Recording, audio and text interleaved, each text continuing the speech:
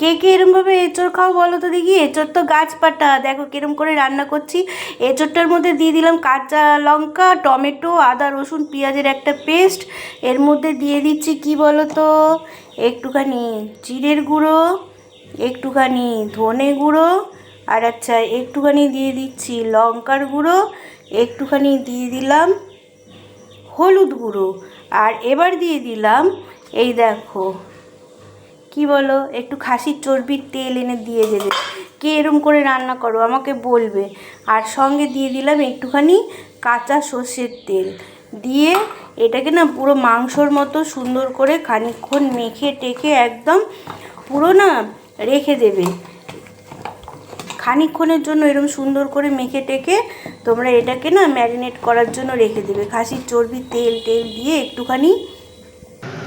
এই রান্নাটাতে না বেশি তেল লাগবে না, কারণ খাসির চর্বি দেওয়া রয়েছে তো না, তাই অল্প তেল দিয়ে এর মধ্যে জিরে তেজপাতা ফোড়ন দিয়ে দেবে।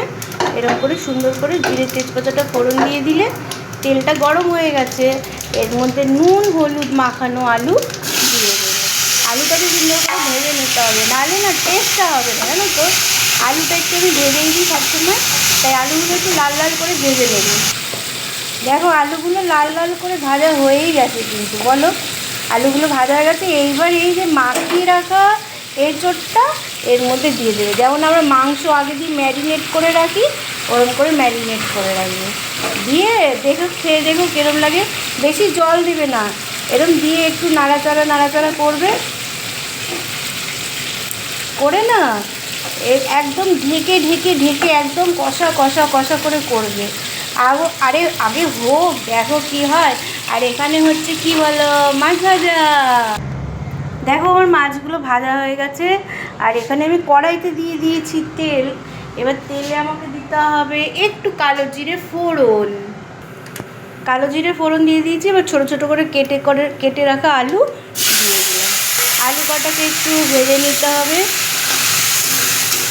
মাছের ঝোলের আলু একটু না ভাজলে, কোনো আলু না ভাজলে টেস্ট লাগে না, তাই একটু ভেজে নেওয়ার পর আমি এর মধ্যে দিয়ে দিলাম কি বলো তো, একটা পেস্ট যেটাতে রয়েছে রসুন আদা, পেঁয়াজ নেই, রসুন আদা কাঁচা লঙ্কা শুকনো লঙ্কা টমেটো জিরে ধনের গুঁড়ো দিয়ে একটা পেস্ট করে আমি এর মধ্যে দিয়ে দিলাম।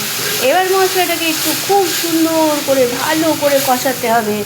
আর এখানে হচ্ছে আমার স্পেশাল খাসির তেল দিয়ে এঁচোড়। এটা হতে থাক। মশলাটা কষানো হয়ে গেছে, দিয়ে দিলাম নুন। পুরো মশলা পুরো একদম কষে গেছে, তোমরা দেখতে পাচ্ছ। এবার কী দিতে হবে বলো, মিক্সি ধোয়া জল। এটা না দিলে রান্না ভালো হয় না। যত তুমি ভালো রান্না করো না কেন, যতক্ষণ না তুমি মিক্সি ধোয়া জল দিচ্ছ ততক্ষণে তোমার রান্নাটা কিন্তু ভালো হবে না। এবার ঝোলটাকে ফুটতে দাও। দেখো এখানে আমার মাছের ঝোল পুরো রেডি একদম। একটু মাখা করে করেছি, রসুন দিয়ে করবে না ভালো লাগবে। আর এখানে আমার এঁচোড়টাও রেডি। আর নামানোর আগে দিয়ে দেবে কি বলো তো, একটু গরম মশলা গুঁড়ো করে, আর সঙ্গে দেবে একটু গোলমরিচ কুটে। আমি এরকম করে কুটে মশলা দিই, গন্ধটা কিন্তু খুব সুন্দর হয়। এইটা দিয়ে একটুখানি ঢেকে রাখবে, ব্যাস তোমার রান্না রেডি। তাহলে আর সঙ্গে থাকছে ভাত। কিরম হলো বলো।